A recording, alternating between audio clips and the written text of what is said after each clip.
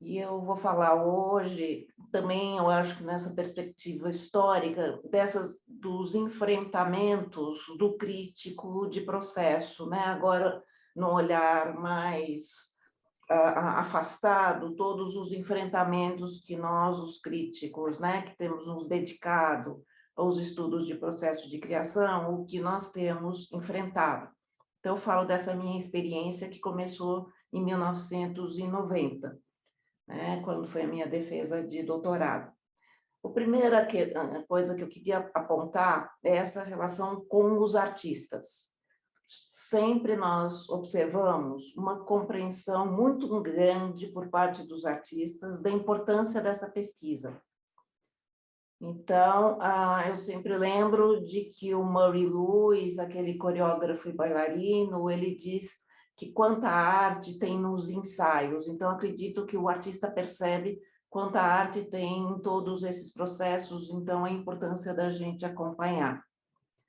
A gente conversando com isso no grupo sobre isso no grupo de pesquisa, ainda lembramos, por exemplo, no caso do audiovisual, os podcasts agora tão recentes de montadores, de salas de roteiro, que atraem muitos, né, ouvintes. Então, essa questão do processo de criação a partir de quem faz é muito é trazido à tona, né, essa importância pelo aquele que é o agente criativo, né?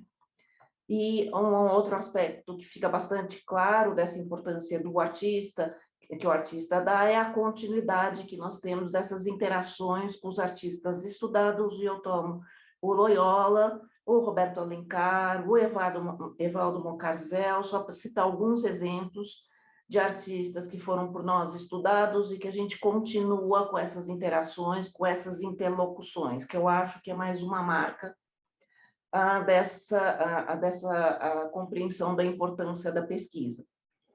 Ao mesmo tempo, eu acho que, para falar de embates, a crítica das obras, como são mostradas publicamente, e os historiadores da arte, eu já acho que há um enfrentamento bastante mais complexo e quase um embate em muitos casos. E eu tenho percebido que isso fica mais evidente na crítica literária e nas artes visuais,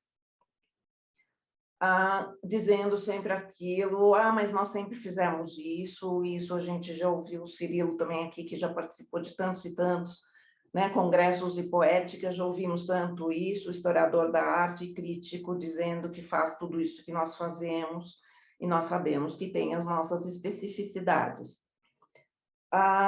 E eu sempre, ao mesmo tempo, eu acho que é interessante observar que o diálogo é bastante fértil com os críticos das artes da cena e do audiovisual. Então, só para contar um pouco dessa relação com a crítica da obra, né? E com os historiadores da arte. O meu posicionamento é que na verdade, eu destaco a importância de tomar essas abordagens como complementares. São interações críticas, né? Adensando a compreensão dos objetos estudados, né? Não se estuda o processo em detrimento da obra mostrada publicamente, e que é referência constante da pesquisa nossa, como foi a exposição, e daí a gente vê como foi o percurso para chegar naquela exposição. Então, eu acho que tem essa característica que eu penso que nós estamos, essas críticas estão interagindo e não em oposição. E também não é em detrimento da obra que a gente estuda o processo, e que às vezes parece isso. Outra questão que eu acho que já também trouxemos historicamente bastantes vezes, embates com o termo criação. O evento Poéticas, por exemplo, né, o Cirilo deve lembrar, alguns anos atrás, eu acho que foi o último presencial, que, né, um crítico de arte coloca com essa rápida negação, né?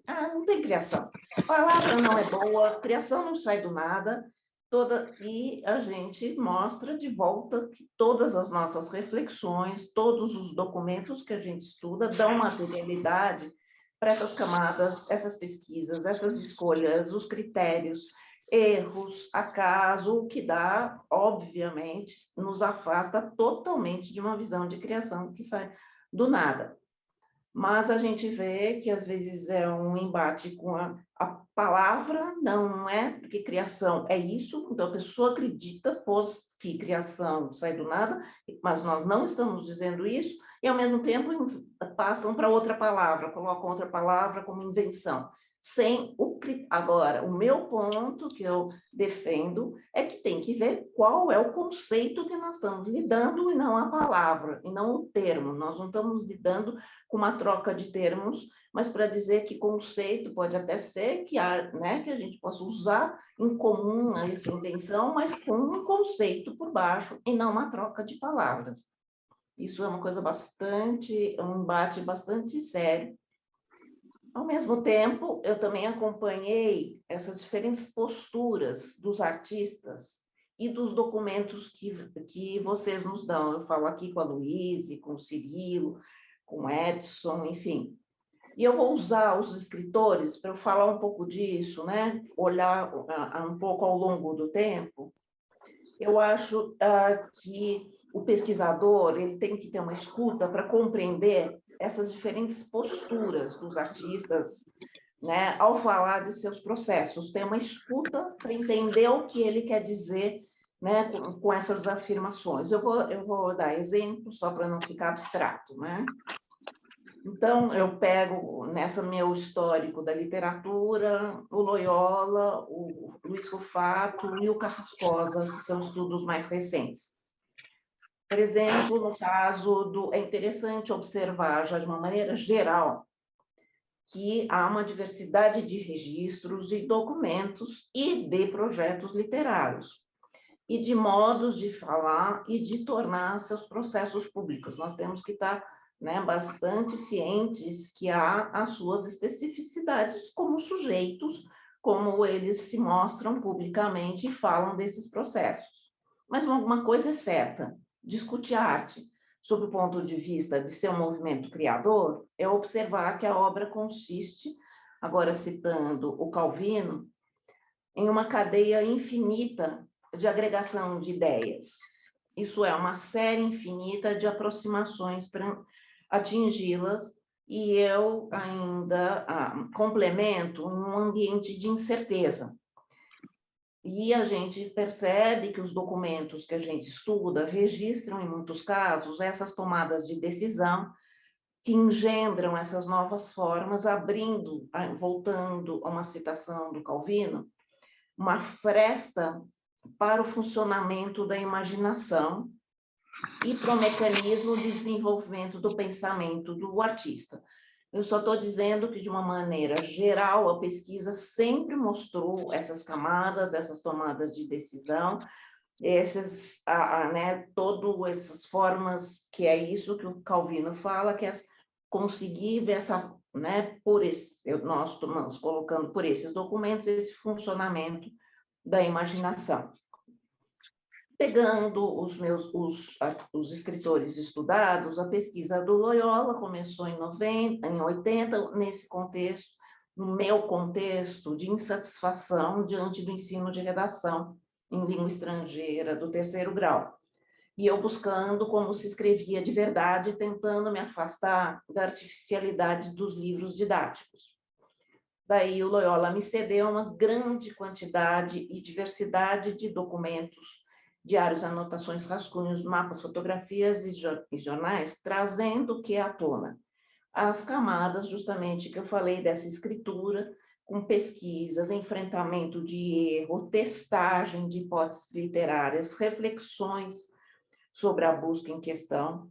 Enfim, um sujeito inserido no ambiente de incerteza, decisões, critérios, dificuldades, prazeres, crises e encantamentos. Foi exposto para mim, pesquisadora, um sujeito em estado de vulnerabilidade. E com essa grande quantidade de documentos e sem nenhum problema de se expor, de deixar essa vulnerabilidade para o pesquisador. Daí o acompanhamento, eu acompanho eu acompanhei ali ele, né, escrevendo um livro por necessidade, em plena ditadura militar, pensando que precisava escrever um livro que arrebentasse com a cabeça das pessoas, como escreve nesses diários, é isso que eu assisti, né, é uma produção por necessidade. Trabalhava no jornalismo, ele durante o dia, à noite, né, ficava na redação movido por esse desejo de falar o que não podia, naquele momento, como jornalista, e deixando essa relação sua da literatura com o jornalismo aparente, sem problema nenhum, né? Nunca deixou de explicitar essa relação dele com o jornalismo. Tanto que os seus registros de processo estudados relatam que no Zero, o livro anterior, ao Não Verás País Nenhum, tinha sido alimentado por matérias censuradas, guardadas na época que ele trabalhava na Última Hora. Então, como a gente vê, é um escritor que, quando fala sobre o seu processo, não apaga as interações, né, por exemplo, com o jornalismo, e mostra uma literatura marcada por essas relações, pelas pesquisas, pelo jornal, pelo também pesquisas de jornal, enfim. Ele não coloca, né, ele vai mostrando esse trabalho, a criação como trabalho, nessas interações e sem a segmentação da literatura como algo superior, né? E também nesse logo início dos meus estudos, um grande amigo, João Carlos Godet, que era artista visual do Carioca, ele também foi conversando comigo no âmbito do seu projeto plástico, ele falava da criação como transformação de objetos existentes. Eu estou trazendo aqui essa postura de alguns deles, de colocar essas camadas e falar assim, não, eu olho junto coisas que já existem, e que também eu vi lá do Loyola. O Luiz Rufato, passo para o segundo caso, a obra, cuja obra acompanho já ao longo do tempo, né, propondo uma visão processual, né, não isolando obras, o que eu tento analisar um livro na relação com outro livro. É interessante observar que ele deixa seu processo exposto para o leitor, mesmo sem leitura de arquivos pessoais, né? Nunca passou arquivos pessoais, mas você consegue ver, estudar processualmente essa obra ao longo do tempo. Daí eu ponho aqui uma observação, embora ele afirme de modo irônico que não tem processo, eu vou dar aqui uns exemplos, quando ele fala na nota de uns primeiros volumes desse grande projeto dele, que chama Inferno Provisório, ele dá algumas pistas.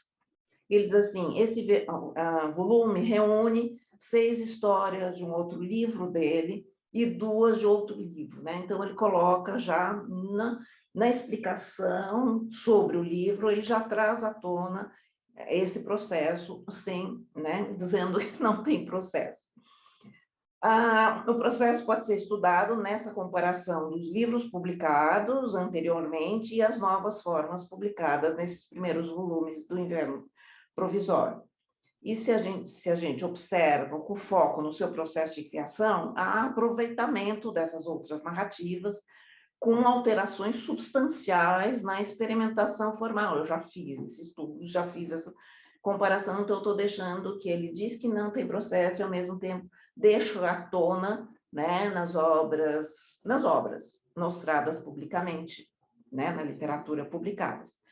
Em 2000, as pistas, né, desse processo são deixadas a olho nu e continuam, né, adiante. Ele publicou esses 5 volumes do Inferno Provisório na Record de 2005 e 2011. Em 2016, ele publicou pela Companhia das Letras um projeto num só volume. Claro que comparando os 5 com um, nós temos outro estudo. Só que numa palestra, agora no começo do semestre, na pós-graduação de literatura, eu perguntando para ele, depois de ele ter falado várias vezes que ele não tinha processo, brincando, rindo, olhando para mim, né? Ele pegou e eu peguei e perguntei, fiz uma pergunta para ele como que era a experiência dele de fazer as leituras no exterior, quando tinha, né, com as obras traduzidas, ele lendo em português e o tradutor lendo na língua que tinha sido traduzida, que eu sempre tive interesse de saber como era essa exposição das duas línguas. E ele me responde que, numa dessas reuniões, ele tinha encontrado na França uma pessoa que veio e fez um comentário deixando claro, né, um tipo de literatura dele. E ele contou para nós o que tinha sido isso publicamente. Contou o que tinha sido dito e depois, assim, voltei para casa e passei um ano reescrevendo o livro, transformando em um volume só. Então, eu acho que nesse caso, o que ele fez foi muito mais, né? Ele ainda passou o critério e ainda colocou. Eu só quero colocar essas diferentes posturas, é isso que eu queria dizer. É claro que todos têm processo.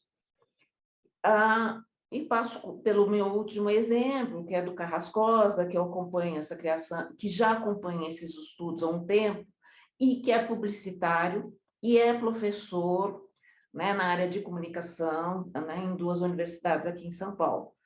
E quando eu comecei a minha pesquisa com ele, eu perguntei o que você tem de processo, porque hoje em dia, já, né, é essa a minha pergunta, eu recebi entrevistas, críticas publicadas, versões enviadas para os editores e com propostas de alteração do editor, e eu podendo assistir essa relação dele com o editor.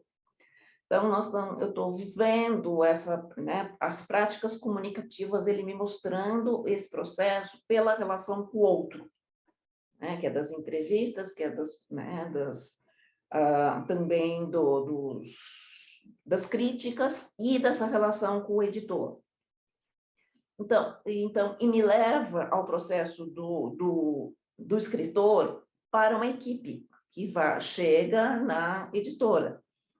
Então, e que ouvindo a opinião também dos outros. Então, abre-se a possibilidade da gente compreender também os princípios da editora, do editor, né? Porque a gente vê pelas alterações pedidas, você consegue entender o que o editor quer, quais são os princípios direcionadores dessa editora. Então, na verdade, já tem muitos outros estudos dele também, já com os designers, por causa da produção de livros-objeto. Então, claro que a minha hipótese é que essa atuação dele na publicidade, no ensino, são movidas por um processo marcadamente de equipe, e de não uma sacralização da obra pronta, então ele deixa aflorar com tranquilidade essa relação com o outro, essa voz, né, desses outros. Então, isso para a gente conseguir mapear um pouco essas, né, diferentes relações e para a gente ter uma escuta, né, e de não cair da fala e da relação com o que a gente observa, a gente estabelecer essa complexidade entre o que o artista nos fala, o que a gente está vendo e e o conceito de criação com o qual a gente está lidando. E eu termino isso com esses embates que eu estou trazendo hoje, da crítica de processo no ITEM, né, na França, e eu vou colocar duas questões que são os mesmo embates, né, isso eu indo para lá, ainda, né, no campo, falando que eu estava fazendo a crítica genética, mas como eu venho lidando ao longo do tempo de observar, né, as recorrências em diferentes objetos, e cheguei a questões gerais de processo, não ficando imersa, né, na subjetividade de cada estudo, essa relação geral específica, todos os livros que eu levei, que eu mostrei, eles falam que é muito interessante, mas não é a crítica genética, porque eles chamam a crítica genética, eles, né, supervalorizam o estudo da singularidade e dos arquivos da história da obra. E, por outro lado, né, também, daí eles não veem o Gesto Inacabado, nem o Redes da Criação, os meus livros, como crítica genética.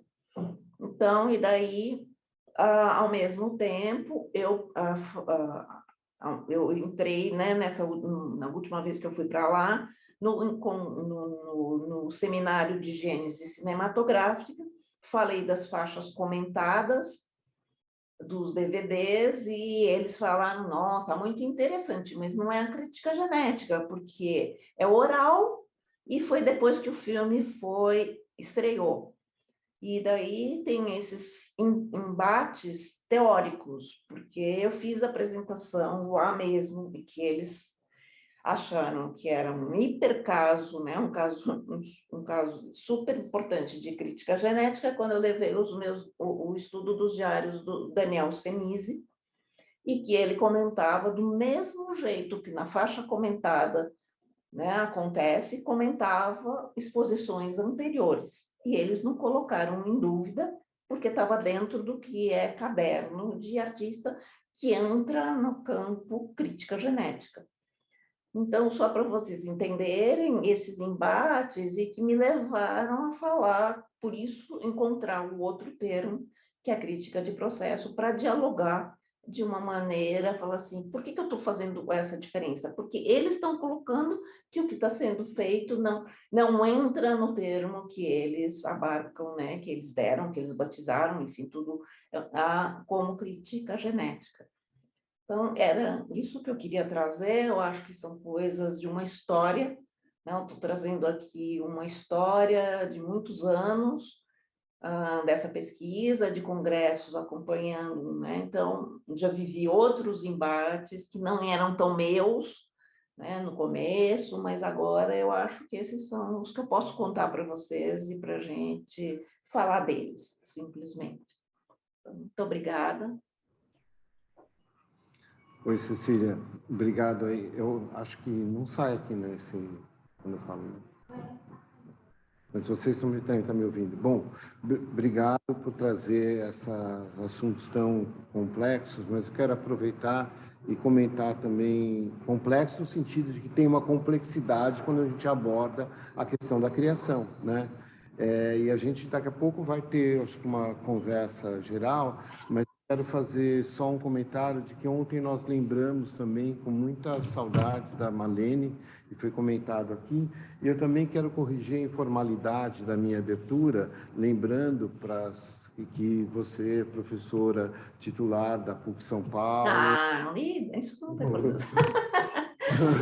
Trabalha no programa de pós-graduação em comunicação semiótica e tem atuado muito nessa área, formando muitos pesquisadores aqui, só que tem dois, né, assim, aqui no vídeo, né, e muito mais, aliás, gente assistindo.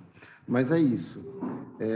Tudo bem? A gente pode depois conversar todos juntos, né? Eu só vou avisar que eu tenho um probleminha, que eu tenho que sair 5h30, só isso. Porque quando a gente atrasou, eu não tinha previsto esse atraso. Por isso que a gente está tentando ser assim muito dinâmico, né?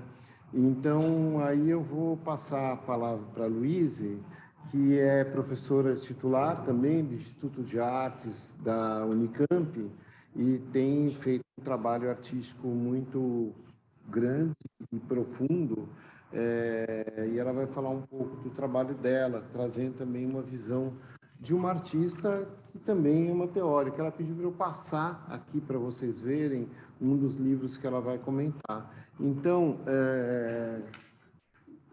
só deixa eu passar aqui e eu vou começar a apresentação do trabalho da Luíse, tá? E aí, só um minuto, e aí eu desligo a minha câmera e passamos para a Luíse. Tudo certo, Luíse? Tudo certo, Edson. Eu vou tentar ser bem sucinta, né, pela questão do tempo. Então, eu vou pedir, talvez, passar as imagens, talvez, mais rapidamente.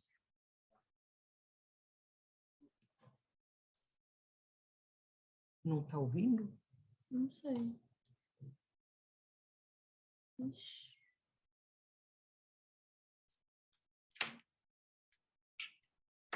Acho que ele está tentando compartilhar lá, Luiz. Mas vocês estão ouvindo a gente? Vocês estão ouvindo? Sim, estamos ouvindo, assim. A gente está te ouvindo bem. É que caiu a internet aqui, a gente ficou Caiu preocupada. a internet aqui. Não, a gente está ouvindo bem. É só a imagem que ainda não entrou, que eles estão compartilhando de lá, né? a isto. Tá. Bom, eu vou começar, então. Eu queria só inicialmente agradecer o convite, né? Poder estar aqui com todos os colegas, amigos, né? O Edson, que favoreceu esse encontro, a Cecília, Cirilo e todos os outros colegas, né? Eu vou tentar ser sucinta, embora às vezes a gente começa a se entusiasmar e vai indo, né? Mas eu comecei, na verdade, com um assunto que se localiza bem no período da pandemia, né? Num período de isolamento maior, né? E eu chamei Águas Turvas, né? Um processo, na verdade, de intermediação entre a vontade de fazer, né? De começar a surgir um trabalho, embora talvez ele ficasse num patamar de contemplação, de olhar, e começa se cristalizar e criar corpo nos dois projetos, o Ecoar e Mairavê, né? Então, eu só queria aqui, para início, só lembrar uma frase, uma colocação do Otávio Paz, né? Tem do Otávio Paz essa colocação, né? A inspiração é lançar-se para ser, mas também e, sobretudo, é recordar e voltar a ser, né? Isso me chamou bastante atenção, justamente para poder começar a encaminhar esse processo, né? Então, quando a gente pensa, aqui do Jorge Colli também, né? É uma colocação que eu acho bem pertinente, eu penso muito sobre essa questão, né? O que a gente consegue mostrar através do trabalho de arte e aquilo que vem junto, mas que não se torna explícito. Ele está dentro de nós e ele está no entorno de nós, né? Eu acho que essa questão do mistério, né? Essa palavra, ela me chama bastante atenção, porque nem sempre a gente consegue explicar de uma maneira muito clara o que a gente objetivou, como começou e aonde terminou, né? Então, isso é uma questão importante, né? Quer dizer, para reflexão. Essa parte inicial das imagens, na verdade, acho que agora podia começar a passar as imagens e eu vou continuando a fala, né? Essa parte, na verdade, foi um momento bem no início da pandemia, onde, né, eu também essa questão do isolamento e ficar dentro de casa, ficar olhando, né, as paisagens através da janela, através das fotos, os momentos de tristeza, os momentos de angústia, né?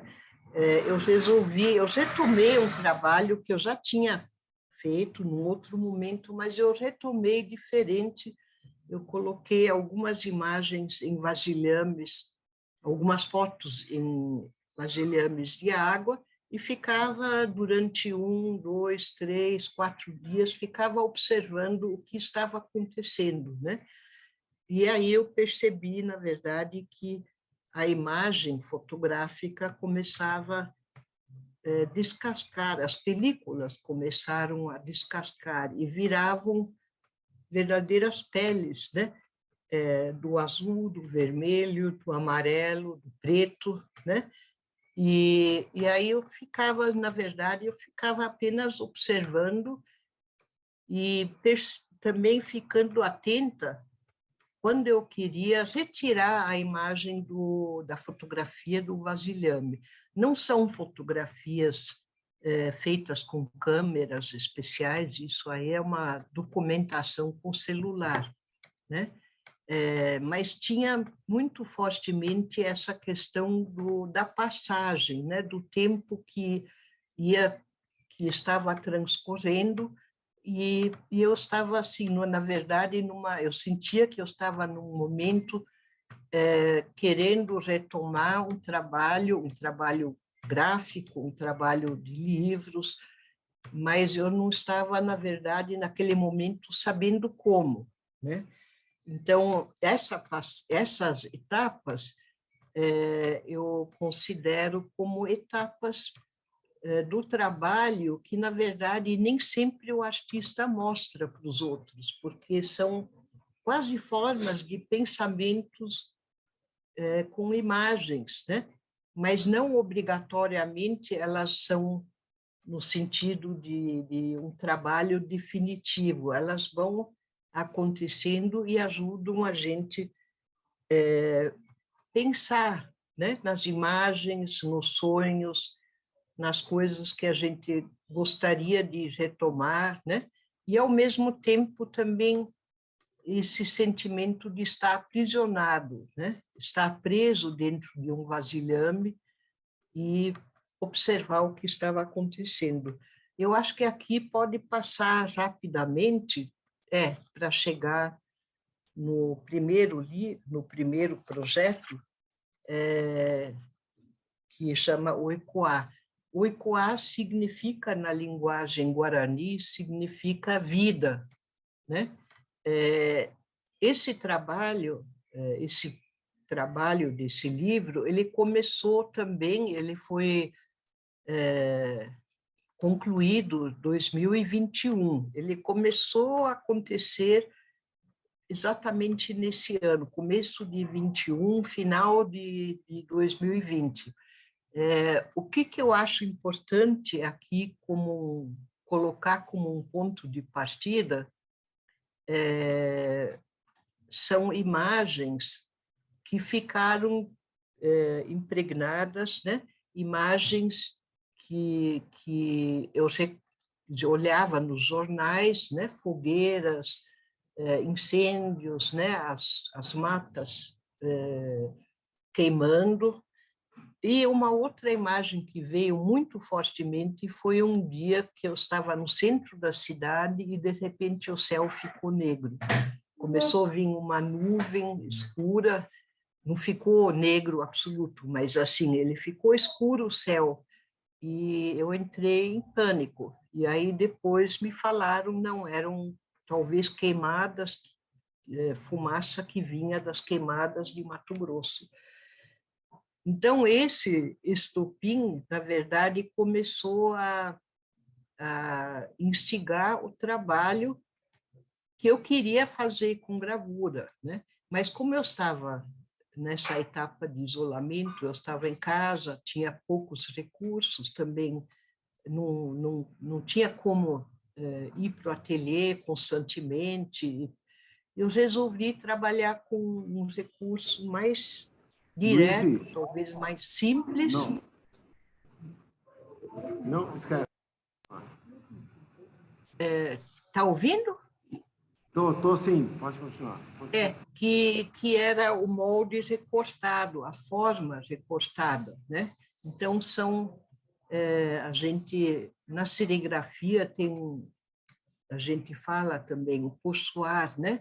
Os métodos onde, na verdade, você trabalha com recorte e depois você trabalha com a tinta nos vazados, no espaço branco. Eu comecei pensando nas imagens, né?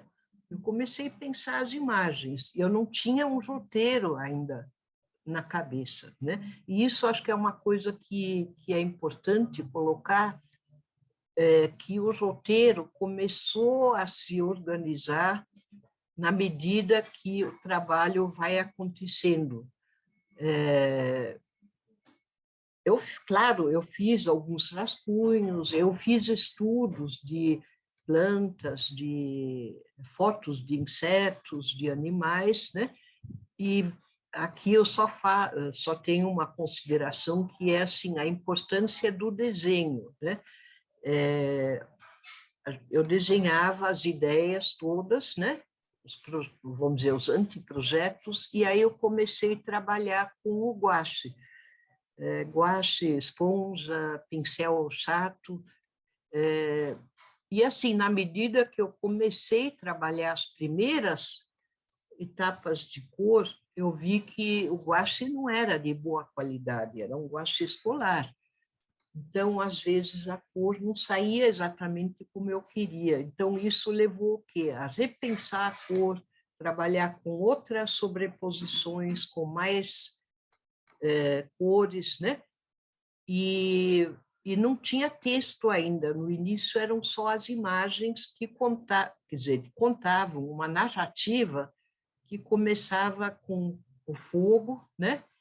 E tinha vamos dizer, uma ação de fugir do fogo, né? Os animais saindo, enfim. E depois entra a chuva, entram as sementes e volta uma recuperação da vida. Isso estava na minha cabeça mais ou menos claro, e aí os trabalhos, na verdade, foram sendo organizados, né, com essa pesquisa junto, né? E o texto, na verdade, foi o Felipe Valério, né, que foi um amigo, um colega que eu não conhecia, mas que entrou junto no projeto, e ele trabalhou, na verdade, rimas, algumas frases, algumas rimas, não um texto descritivo, assim como as imagens também não eram descritivas, porque não tinha uma questão aí de naturalismo, né?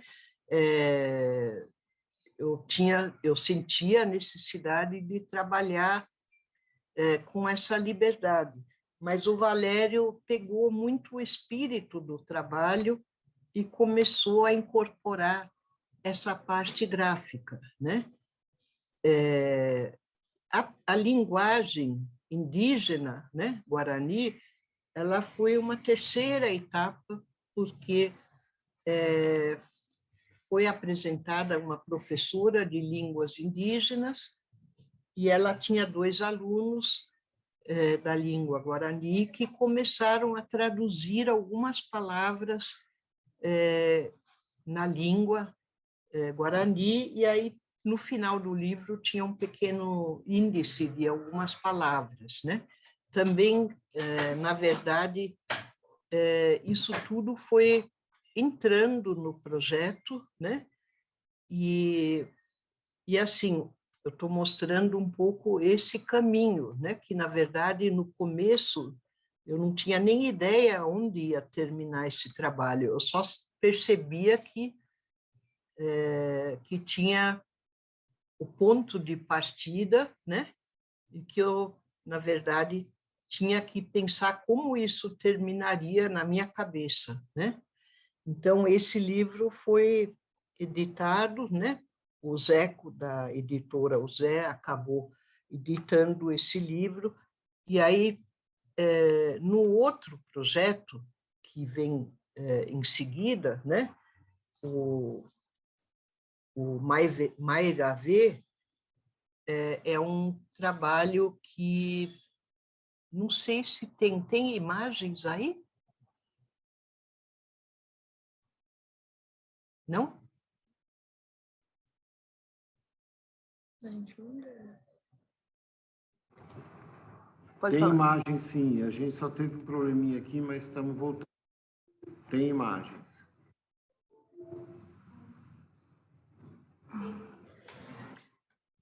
Mas tá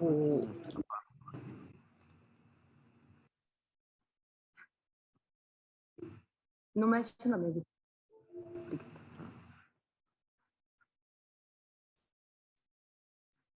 Aí. Sim, da câmera. Sim.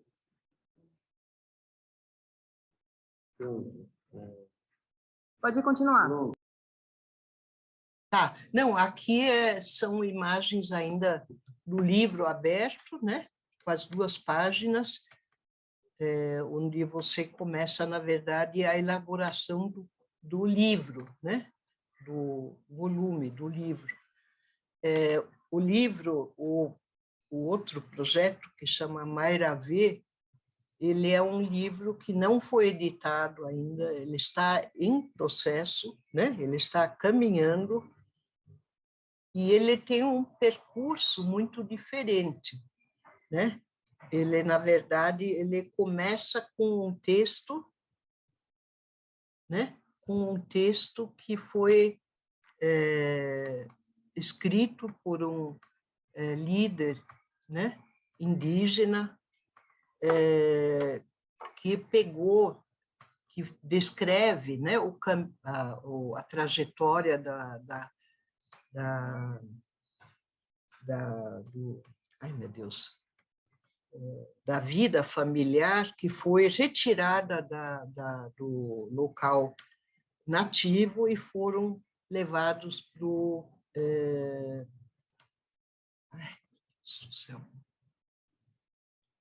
Parque do Xingu. Então, nesse momento a construção do Parque do Xingu, nos anos 50, 60, já estava, na verdade, já estavam acontecendo invasões de garimpeiros, de madeireiros, né? E aí eu pensei muito, eu li o relato, né?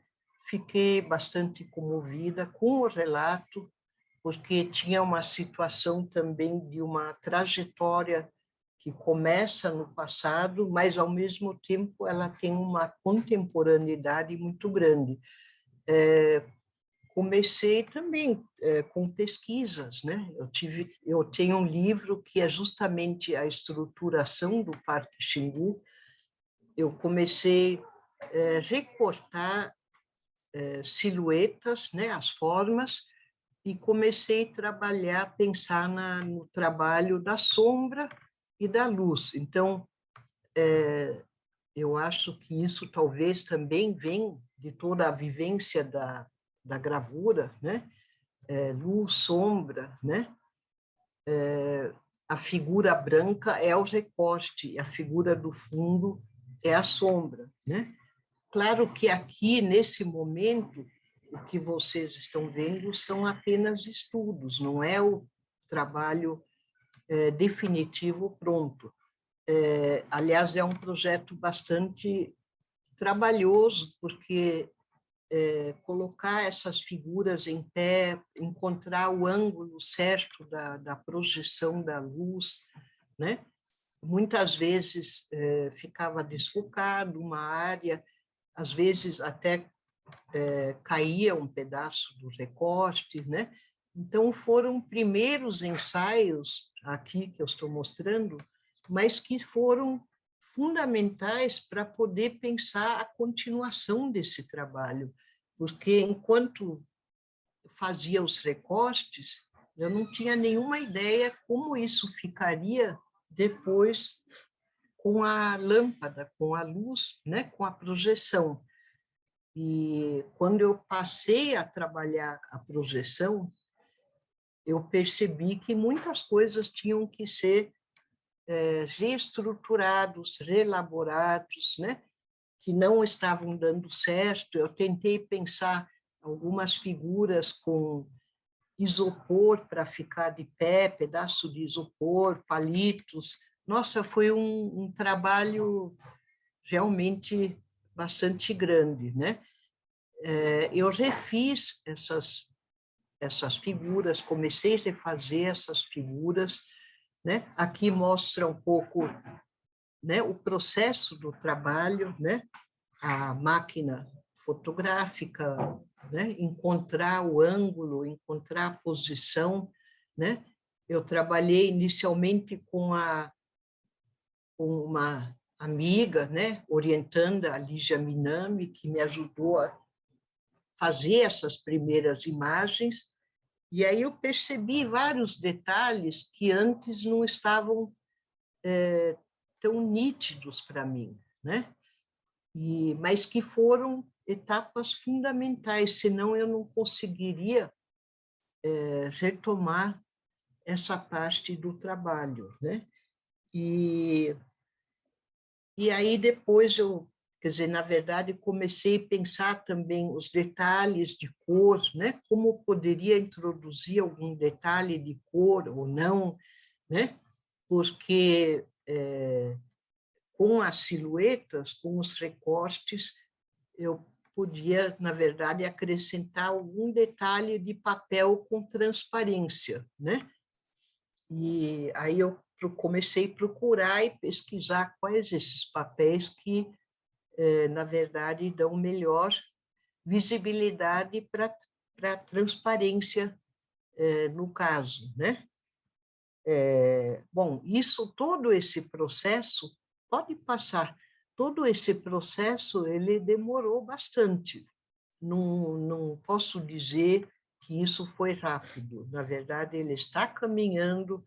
A gente está esperando contato com o líder indígena, né, Mairavê, para poder, enfim, olhar o texto com ele novamente, olhar as imagens, né?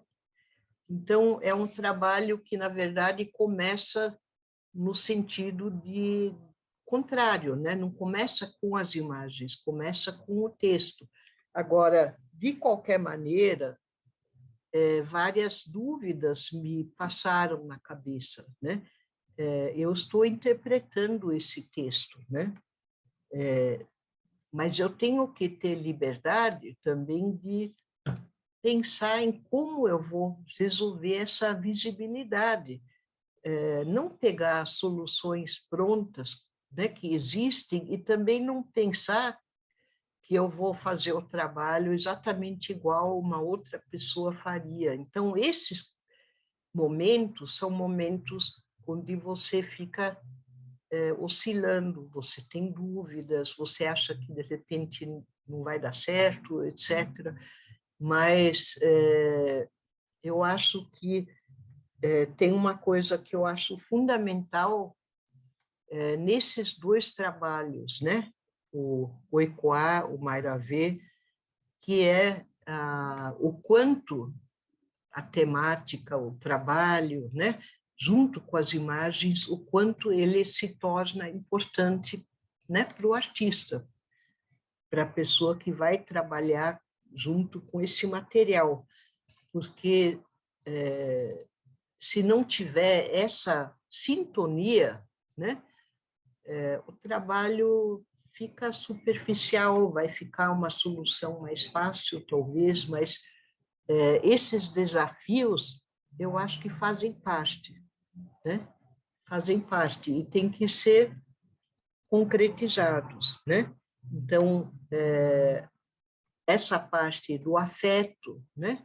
Do sentimento com o trabalho, eu considero fundamentais, né? Olhar esses dois aspectos, né? O lado físico, vamos dizer, do recorte, da sombra, das imagens, como montar, como não montar,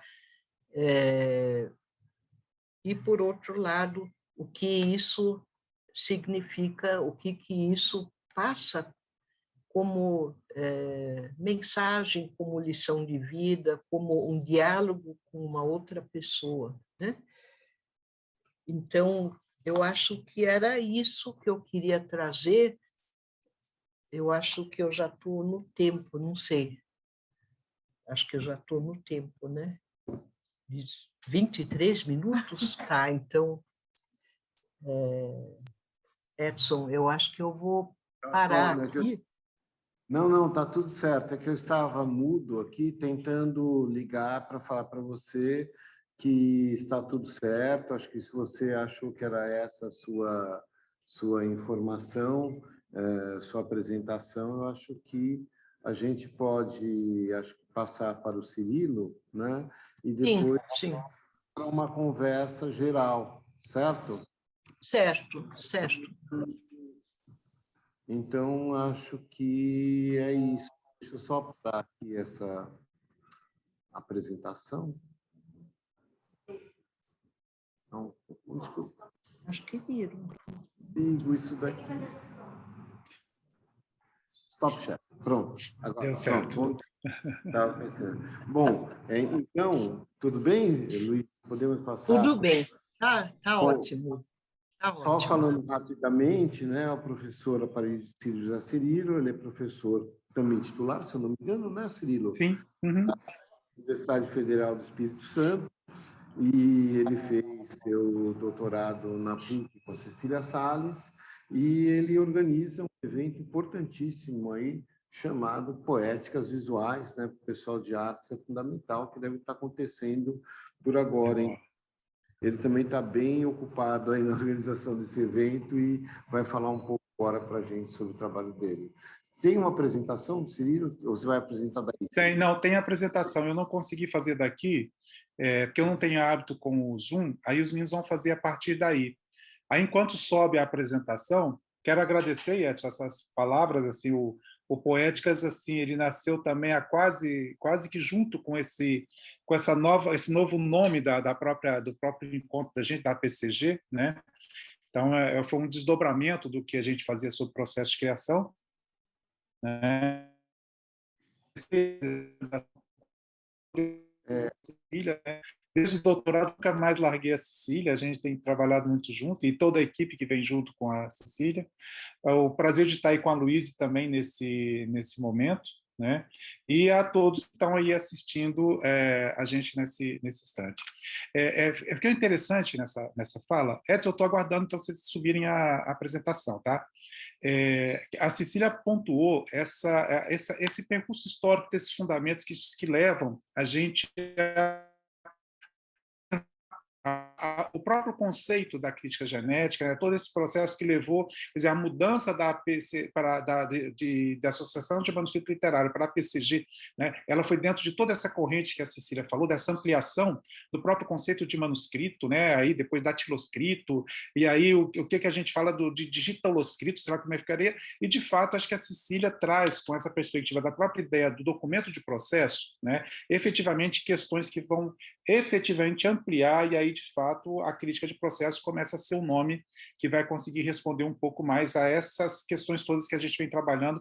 No meu caso, com um afinco muito grande desde os anos 2000, mas principalmente quando eu concluí o doutorado em 2004, porque aí você tem uma certa autonomia como pesquisador, né? E, nos últimos tempos, eu venho trabalhando com uma questão até de uma discussão, de uma ampliação da própria ideia de documento de processo, né? Porque nós trabalhamos muito com a ideia do documento autógrafo, do documento material, né?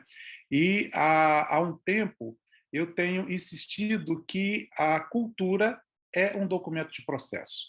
A cultura é um documento que, se nós conseguirmos ler, ela vai trazer muitas informações daquilo que é o nosso objeto da crítica de processo e da crítica genética, que é a mente criativa, a mente do artista em ação, a mente em ato e as escolhas que ele vai fazendo durante o processo de criação. Então, eu tenho defendido que, se eu consigo ler a cultura, eu consigo perceber intencionalidades e mesmo tendências dentro do projeto poético de um artista, né? E muitas vezes não a partir só de documentos autógrafos ou de documentos autógrafos, mas de como essa intervenção da cultura na própria vida do artista vai definindo aspectos do próprio processo criativo. Então, essa apresentação, eu vou falar em português, mas as lâminas estão em espanhol, acho que um pouco também, eu ia falar num portunhol, mas eu achei melhor ficar no meu português e deixar só as lâminas no espanhol, que eu acho que facilita para quem está acompanhando do lado de lá, né? Então, o título do trabalho é O Mosaico é Minha Vida, né? Essa é uma Mosaico é Minha Vida. Essa é uma frase do próprio Rafael Samu, que é o artista que eu estou trabalhando nele nessa apresentação, né? Para discutir essa perspectiva, então, de um estudo da cultura como documento de processo, né, para mostrar como, nessa obra específica dele, há um ativismo político que está oculto em todos os documentos autógrafos e materiais que a gente tem dele, mas quando você vai fazer uma análise das trocas culturais, dos diálogos culturais, você começa a ver aspectos do processo criativo que não estão nesses documentos, né? Então, no próximo slide, essa é a obra, né? Pode passar o próximo. Okay? Então, essa é a obra, dá para vê-la ali no fundo, né? Esse painel, a gente tem trabalhado muito de 2011 para cá, especificamente com artistas que atuam na questão da arte pública, né? E nessa obra, então, tentando ver como a cultura e a vida redesenham o próprio processo de criação e a própria obra, né? Então, os próximos slides, aí acho que pode até passá-los um pouquinho mais rápido, os três próximos. Esse é o território onde é a universidade, pode passar o próximo, né? Esses são os primeiros prédios, quem conhece aqui a Federal do Espírito Santo, esses prédios quadradinhos são onde está o Centro de Artes hoje, e mais acima, na esquerda, no próximo slide dá para ver melhor, é o local onde está a empena cega, né? Onde está esse painel. Tá? Então, isso só para poder dar uma localizada em termos geográficos. Então, no próximo slide, a gente vai ver que, em 1974, o então reitor, a universidade ela muda para esse campus, nessa área, destroem o mangue para poder fazer isso, eles alteram totalmente a paisagem para fazer isso, mas em 74, o então reitor, ele cria uma comissão de 4 professores para criarem obras pelo campus. E já em setembro, quer dizer, um mês depois dessa nomeação do Borgo, o SAMU já apresenta esse estudo que está aqui embaixo, que é o cartão, né, que é feito em tinta guache sobre papel, que vai servir, então, para conduzir todo o processo de fabricação do mosaico, né? Então, no próximo slide, né, a gente então entra o que é o meu projeto mesmo, então é a cultura e a vida então como documento de processo, e não só aqueles rascunhos, só os cadernos, só os copiões, não só isso, mas que há mais que isso numa imaterialidade que está colocada na cultura, né? Então a gente parte da processo e que o artista realiza, então, intercâmbios com o aqui e agora da sua vida, né? E esses intercâmbios estão presentes na obra, né? Eles são documentos imateriais do processo criativo. Então, se o investigador, se o crítico de processo, se o crítico genético pode ler esses documentos imateriais, a gente pode acessar alguns aspectos que não estão visíveis nos documentos autógrafos, nos documentos materiais, né? Que não estão acessíveis, né? Para a gente, mas que estão no próprio processo criativo do artista, que eles estão acionando aspectos e determinando escolhas que o artista vai fazer durante a criação da obra, né? Então, esses aspectos, né, não estão nos documentos materiais ou autógrafos, mas eles estão presentes na obra e você percebe claramente isso. Isso me ocorreu muito já ainda no meu processo de doutorado, com os documentos da Shirley Pais Leme, que simplesmente tinham questões que lacunas, na incompletude do próprio estudo do processo de criação, lacunas que não se preenchiam nos documentos, mas quando você buscava os diálogos culturais que a Shirley trabalhava, né, tanto nacionais, transnacionais, a gente percebia aspectos que não estavam necessariamente nos documentos, né? Então, dá mais um clique aí para mim, por favor. Esses documentos materiais, dá um clique Então, esses documentos imateriais são, assim, pistas, né, dessa interface da vida com o trabalho durante esse processo criativo da obra de arte, né? No próximo slide, então, um foco mais próximo, então, no mural. Esse mural é do Rafael Samu, ele foi feito entre 75 e 77, e tem aproximadamente 140 metros quadrados. Então, é uma obra muito grande, ela tem 34 metros de comprimento por 4 e pouquinho de altura. No próximo slide, então, né, o que compõe o dossiê genético que nós temos do Rafael Samu? 2 grupos, né? Um conjunto físico de documentos materiais do processo, esses documentos, boa parte deles autógrafos, ou documentos que o artista vai reunindo, né, que é composto, então, de um cartão feito em guache, aquele modelo em miniatura do painel, um desenho feito em papel vegetal quadriculado, que o artista mesmo quadricula, né, em que ele transfere essa miniatura para esse papel quadriculado, um desenho, um projeto de execução propriamente dito, né? Eu vou apresentar esses documentos depois, 26 fotografias em preto e branco, de 40 por 30, né? Algumas delas vocês viram, né? E 2 gibis, 2 comics do Flash Gordon, né? O Samu, desde criança, ele é apaixonado por Flash Gordon. O Samu nasceu em 31, Flash Gordon é lançado em 34, né? Ele tem acesso disso ainda nos anos 40, ele coleciona, mas atualmente ele só tinha 2 revistas que faziam parte então desse acervo memorial dele.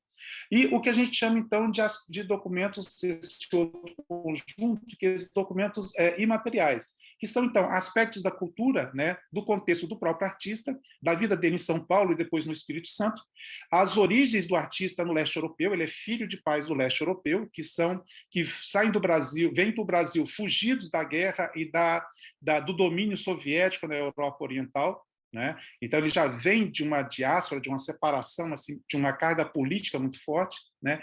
O trabalho desse artista na Vidrotil, que era uma empresa de pastilhas de vidro, né, de tecelas de vidro, para trabalho específico de mosaico, e também muito para residência, mas ele trabalhou na Vidrotil, ampliando os desenhos das tarretas, os cartões do Livio Abramo, do Portinari, para fazer painéis, né, em grande escala em São Paulo e no Brasil, né? E também a atividade política do SAMU. Então, pode botar o seguinte, isso são só no próximo aqui, a gente tem a capa dos 2 gibis, dos 2 comics do Flash Gordon que o SAMU tem, né? No próximo, aqui no próximo, cortado aqui para vocês verem, aquele projeto, né, de 1,68 por 24 centímetros em guache, só para vocês terem uma ideia, como ele é muito semelhante, ele é muito fiel ao que é o painel ampliado, né? Aqui no próximo slide, aqueles documentos que eu falei, o papel quadriculado com o projeto, né, no guache, ele quadriculado, e depois o projeto de montagem, porque o mosaico é um quebra-cabeça, né, que vai ter que ser feito, né? Aqui no próximo slide, só um detalhe, né, que vai orientar bastante a produção do mosaico.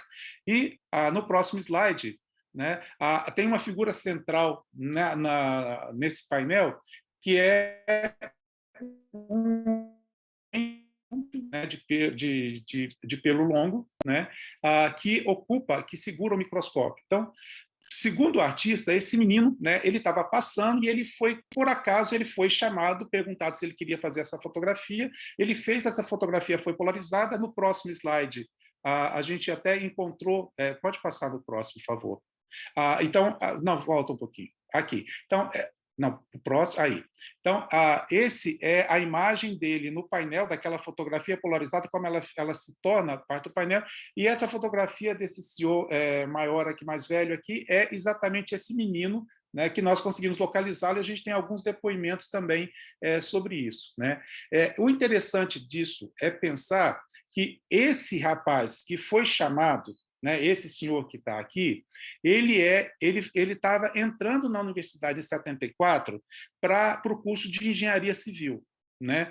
E, coincidentemente, quando o SAMU fala que foi ao azar, que foi por acaso que esse menino é selecionado, mas ele é um aluno secundarista que está entrando na universidade para fazer engenharia. Curiosamente, né, um estudante de secundário que queria fazer engenharia, né, chamado Edson Luiz, é a pessoa que é assassinada no restaurante Calabouço em março de 68, pela ditadura militar no Brasil, que gerou o que a gente chama de revolta dos 100 mil, da passeata dos 100 mil, um movimento político muito forte no Rio de Janeiro e com espelhamento disso em São Paulo, e que o SAMU participou, então, disso em torno dessa manifestação de resistência à ditadura militar e em torno da morte desse estudante de engenharia. Então, quando o SAMU fala para a gente que aquilo foi por acaso, nós colocamos dúvida nisso, porque quando você cruza com a vida do SAMU, você vai vendo onde esse estudante de engenharia também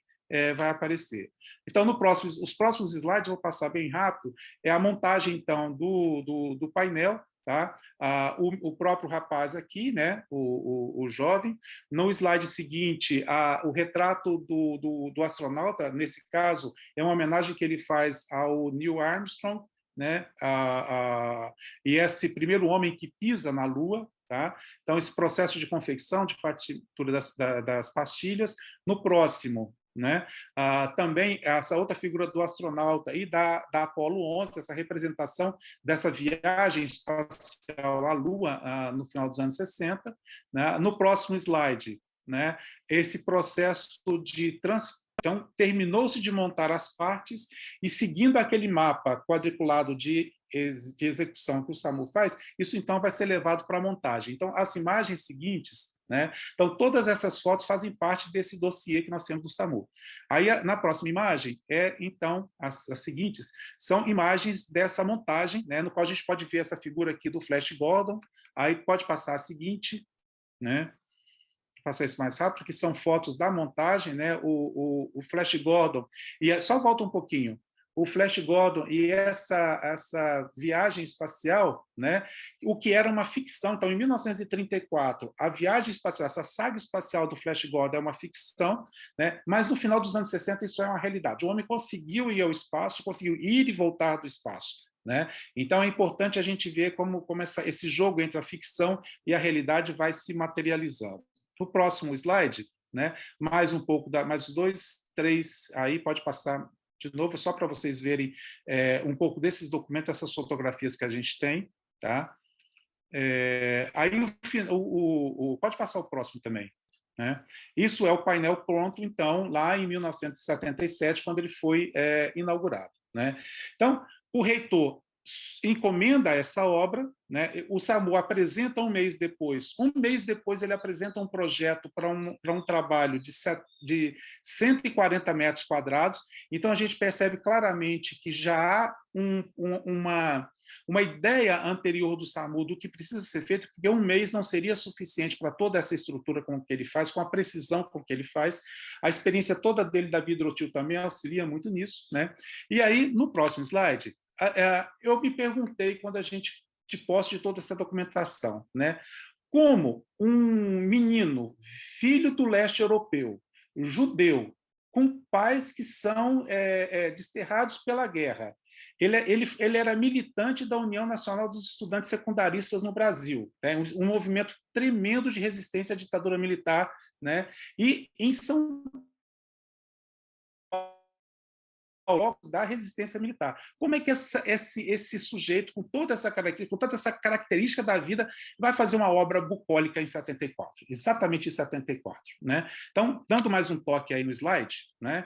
A nossa hipótese, então, era de que assim, não era uma obra bucólica, né? Mas que essa obra tinha velado nela uma crítica tremenda à ditadura militar brasileira naquele momento. Né? E lembrando que ele faz essa crítica violenta durante os anos mais pesados, que a gente chama no Brasil de anos de chumbo, né? que foi o período dos anos 70, foi o período de maior repressão nacional a partir dessa questão da ditadura militar. Né?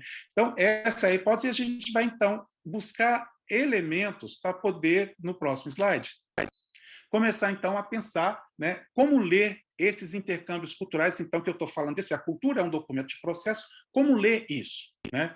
Então, em primeiro, né, lugar, a gente toma como uma metodologia e, obviamente, um suporte teórico para ampliar essa ideia do que seja o próprio documento, o que seja o conceito de documento. Né?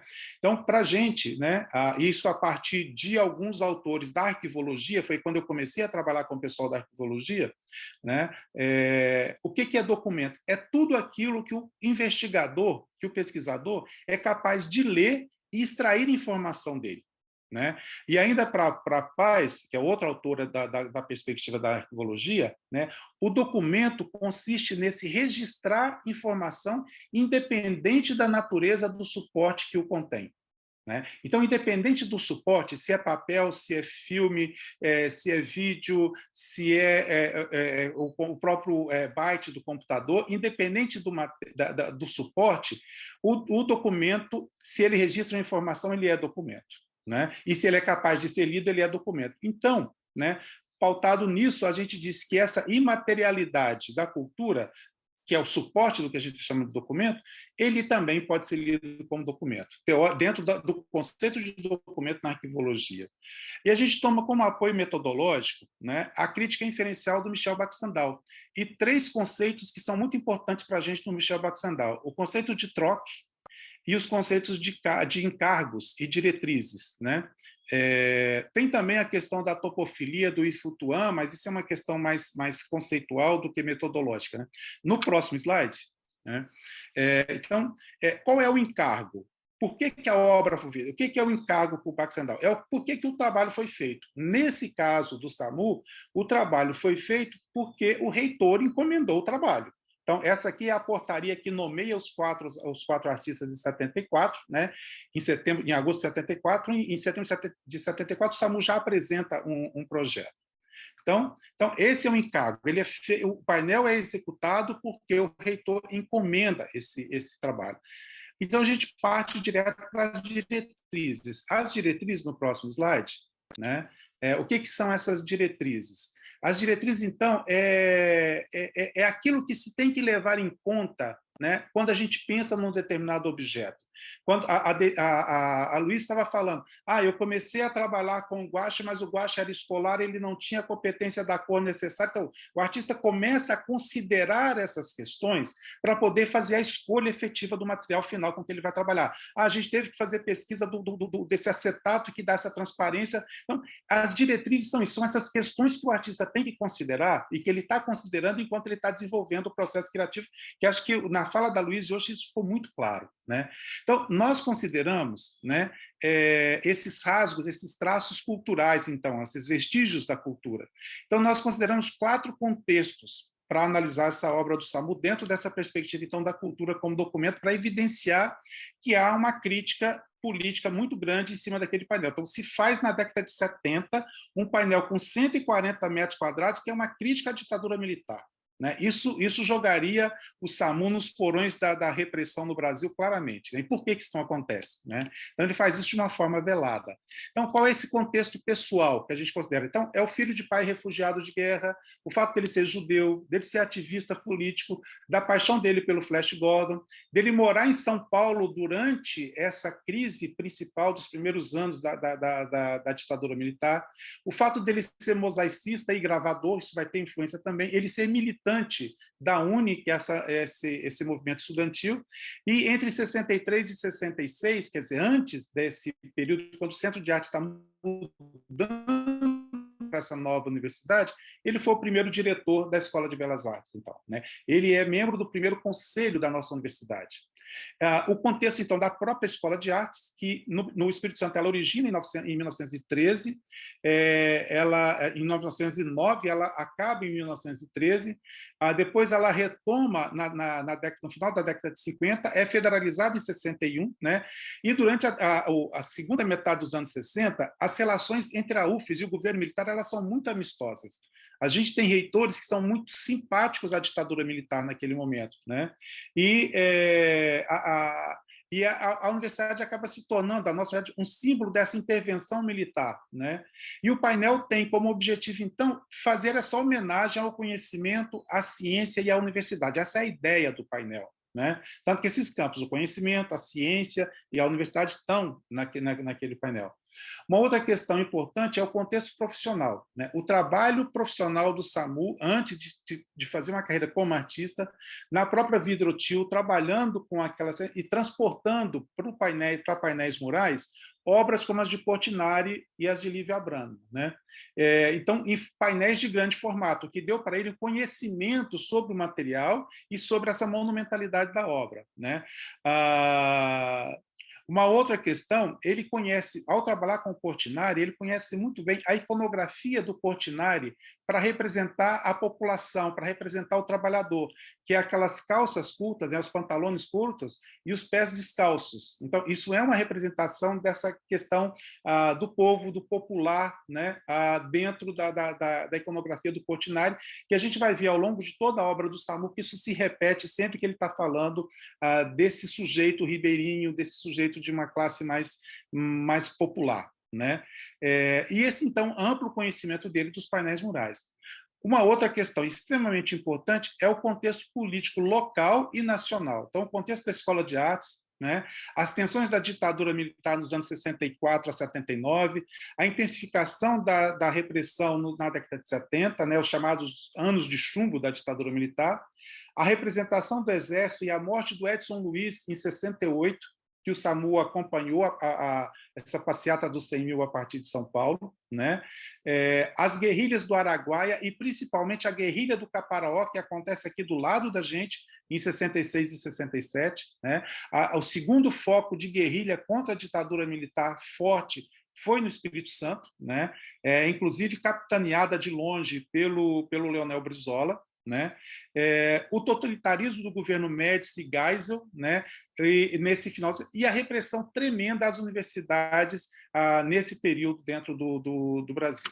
Então, no próximo slide, a gente volta, então, para pensar como, então, a mente desse artista, né, vai operar todo esse conjunto de traços culturais, né, para expor uma intencionalidade crítico-política, né, extremamente forte, mas oculta, né, nessa obra. Como é que ele faz isso no processo criativo da obra? E aí é que a gente lança a mão do conceito de troca do Baxandal, né, que se configura como um coletivo de trocas materiais e simbólicas entre o artista e o seu entorno pessoal e cultural. Né? E esses intercâmbios podem ser lidos na obra, né, e elas revelam escolhas do artista durante o seu processo criativo. Então, se a gente consegue ler como essa questão da cultura deixou traços na obra, a gente consegue entender, lá no momento que o artista está fazendo as escolhas dele no processo criativo, o quanto isso interfere ou não e como isso interfere ou não. Então, no próximo slide, a gente volta para o painel. Né?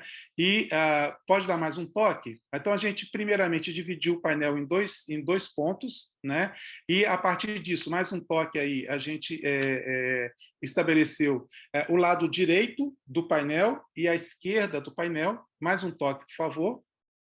Do lado direito, a gente tem o Flash Gordon, né, na extrema direita do painel, a Apollo 11, né, no meio dessa parte direita, e os astronautas aqui nessa parte central. Do lado esquerdo, a gente tem esses jovens, né, todos de pés descalços, né, de cabelo comprido, de pé descalço, a marca da universidade e os computadores que estão ali colocados. Mais um toque aí, por favor. Né? E no meio, no centro, a gente tem aquele jovem, né, aquele menino, né, que está no microscópio. Né? Então, essa é uma análise então, desses campos. No próximo slide, né, a gente vai perceber que na direita do painel, a gente tem claramente um domínio, pode clicar mais uma vez, a gente tem claramente um domínio do poder econômico e militar, representado por quê? Pela Apollo 11, o astronauta caminhando e o retrato do Armstrong. Mais um toque, por favor. Né? Então, esse é um contexto militar. Nesse painel do Samu, isso é um contexto militar e tecnológico. Por quê? A indústria aeroespacial, nesse momento, ela é uma exclusividade dos militares. Né? Em qualquer lugar do planeta, principalmente nos Estados Unidos, isso está na mão dos militares. E mesmo hoje, isso ainda é do campo dos militares, com algumas poucas exceções agora que a gente tem visto dessas viagens de turismo para a Lua, e que você tem a iniciativa privada entrando nessa indústria aeroespacial. Mas na década de 70, que é o nosso contexto, isso é eminentemente militar. Mais um clique, por favor. Né? Nessa extrema-direita, a gente tem o Flash Gordon, outro clique criado em 1934, né? E a proposta do Flash Gordon, para quem conhece, né, é a viagem planetária. Né? A missão tem um cometa que vai se chocar com a Terra e, naquela tensão toda, eles escolhem uma pessoa, que é o Flash Gordon, a namorada dele mais um cientista, que vão embarcar numa espaçonave para salvar a Terra. Mas quem é o Flash Gordon? Né? O Flash Gordon não é militar, né? Ele é um civil. Ele é um jogador de polo e ele é graduado em Yale. Né? Então, mais um toque aí, a gente pode afirmar claramente que o Flash Gordon, e quem assiste o filme ou lê os cômics, os gibis, vai ver claramente que a origem do Flash Gordon é a oligarquia norte-americana. Né? Então, a gente começa a ver claramente que a direita tem uma representação do poder econômico e militar. No próximo slide, a gente tem a esquerda, né?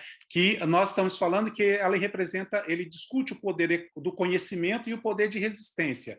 Clicando aí, né? Pode clicar umas 3 vezes já de uma vez aí, só para gente. Então, clicando aí, a gente tem no centro esse jovem de cabelo comprido, né?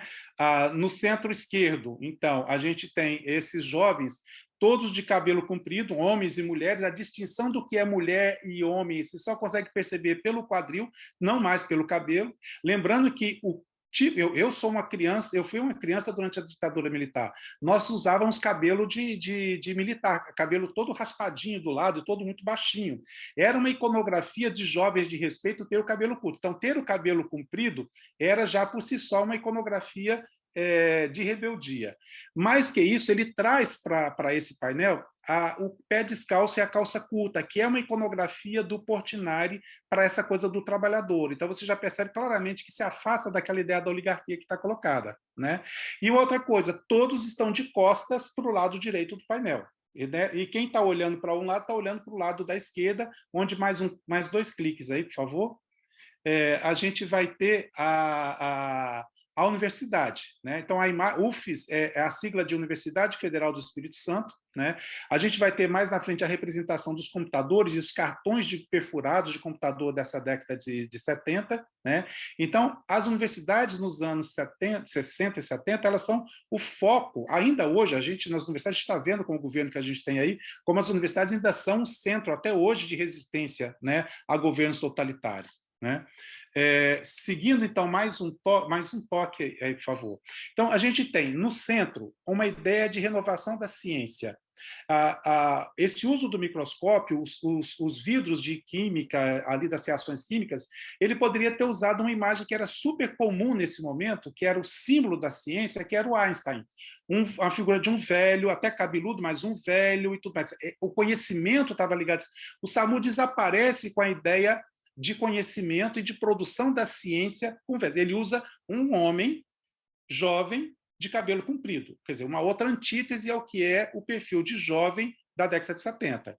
No centro, a gente tem uma iconografia da resistência juvenil, né, da resistência dos jovens de um modo geral. E na extrema esquerda, essa resistência institucional, a universidade, então, enquanto esse foco de resistência, né? Então, passando o próximo slide, já praticamente terminando, né? A gente tem, então, a direita e a esquerda, mais um toque aí, por favor. Pode dar os 2 toques de uma vez aí, por favor. Né?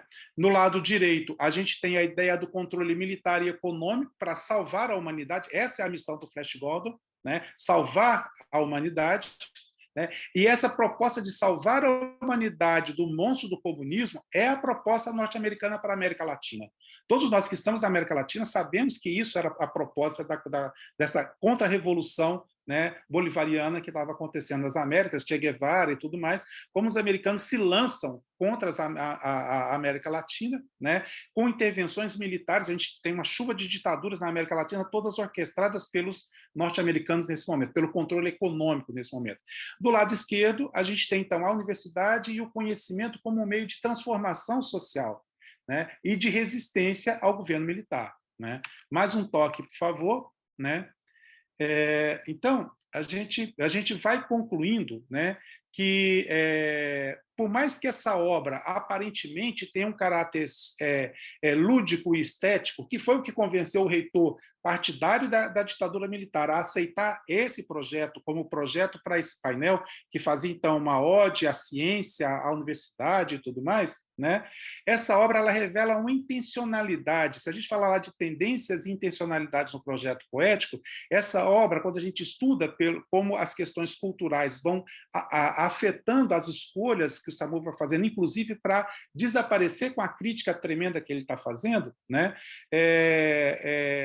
Então, isso vai revelando que essa intencionalidade, que há uma intencionalidade crítico-política, né, que só é possível de se entender nessa obra quando a gente acessa essas trocas que a mente criadora do SAMU vai fazendo enquanto ele vai construindo o próprio projeto da obra, né? E esse contexto, e esse diálogo dele com esse contexto social e político. E, por fim, então, né, assim, a gente afirma que é possível se ler a cultura como um documento de processo. Eu tentei sintetizar aí para não demorar muito. Obrigado a vocês.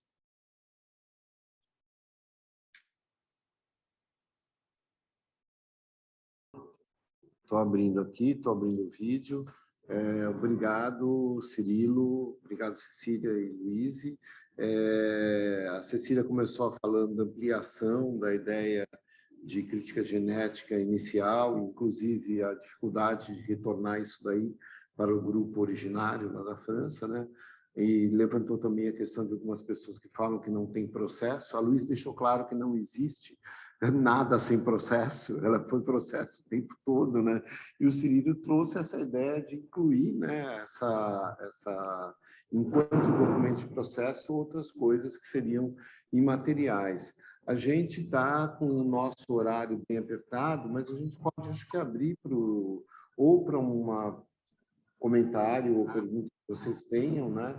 Acho que principalmente para a Cecília, que precisa sair agora, né? Eu acho que focar nisso primeiro. Precisa sair agora, se vocês tiverem. Ou, Cecília, alguém tem um comentário ou pergunta para a Cecília? Porque senão seria até legal, Cecília, se você quiser fazer um comentário sobre as apresentações. Não, eu acho que é exatamente isso. Você sintetizou muito bem, né? Que no fim, uma das coisas dos embates é essa relação, né, com a postura do artista, né, em relação, e a Luísa trouxe aqui todas as camadas, não quer dizer que não seja só ela, né? A gente está falando que tem gente que diz, né? Eu estava colocando isso, que é o jeito também, eu acho que são as maneiras que a pessoa quer se colocar publicamente também, né? Quer dizer, eu acho que tem que pensar isso. Não é pegar a pessoa no erro, mas entender essa postura. Eu acho que é isso que a gente tem que fazer. Tem que ter essa escuta, né? Isso que eu estou, né? E não colocar o que, né? Eu trouxe porque tinha um exemplo muito concreto, por isso que ficou interessante. Eu me lembro no primeiro congresso que eu participei, aconteceu a mesma coisa com uma escritora francesa que estava no congresso, disse que não sei, não faço nada, não sei o que lá. 2 minutos depois estava passando o caderno dela no público, sabe? Eu me lembro perfeitamente disso na USP, foi o primeiro que eu participei, foi o segundo. Depois você fala assim, gente, a pessoa não tem, mas de repente já está com todos os cadernos, a gente folheando o caderno dela. Então tem isso que eu acho assim, entender a postura, porque deve ter... São coisas que estão aí, e é claro que a gente sabe que a gente... Eu acho que você também, Cirilo, você está isso, né? Na hora que a gente fala, quem está interessado em processo tem que estar de olhos abertos, é isso que você está falando. A sua atuação é tanto, né, da arte pública. Então, com esse foco, claro que vai ter as suas singularidades, e daí você está encontrando as singularidades da arte pública, mas que, na verdade, tem alguém ali também fazendo suas escolhas, dialogando com o espaço, dialogando com esse tempo e espaço, com as redes culturais da pessoa, né? Mas esse ainda você trouxe com mais força, acho que um outro você ainda, num outro congresso, você ainda trouxe com menos presença, e que é óbvio, ter olhos abertos é, inclusive, aquilo que até a gente já trouxe, eu acho que em alguma dessas nossas conversas, a possibilidade de pensar, por exemplo, esses relatos orais, né? Se a gente vê, eu me lembro de um orientando da Jerusa que fez sobre o sebastianismo, e que foi pegando as diferentes versões do sebastianismo no Brasil, e que você vê um processo na cultura, acontecendo na cultura. Então, claro, é quando a gente fica de olho não, né, no restrito, falar, mas veja, a arte na rua já é diferente, porque daí tem um espaço, ou dizer que porque o oral, né, o que se captou ali eram as diferentes versões na pesquisa típica, né, dessas, que é pela oralidade mesmo, pelas histórias contadas, né, os relatos do que... Mas a gente, de olho aberto, você está vendo o que acontece, que está trazendo à tona a discussão de processo. E a pergunta nossa, o que tem de processo aí? E que teóricos que nos interessam? Você está trazendo o Baxandal, me lembrei tanto, né?